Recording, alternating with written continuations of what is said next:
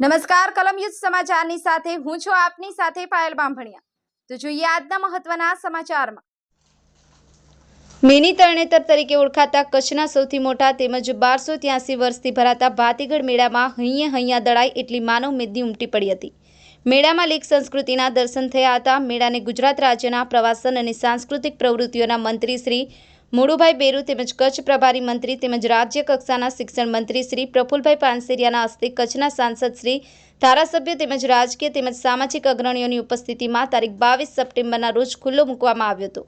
પ્રવાસન મંત્રી શ્રી મોડુભાઈ બેરાએ યક્ષના મેળાને તરણેતરના મેળાની જેમ આંતરરાષ્ટ્રીય કક્ષાએ વિકસાવવાની નેમ સાથે વિકાસના કામો માટે 10 કરોડના રકમની ગ્રાન્ટ ફાળવવાની જાહેરાત કરી હતી। 20 એકરમાં ફેલાયેલા મેળામાં ખાણીપીણી રમકડા સહિતના 2500 જેટલા નાના મોટા સ્ટોલ ઉપરાંત મોતના કુવા, નાના મોટા ચકડોળ, નવીનતમ રાઇડ્સ સહિત મનોરંજન સાધનો દ્વારા બાળકોથી લઈ મોટેરાઓએ મનોરંજન માણ્યું હતું।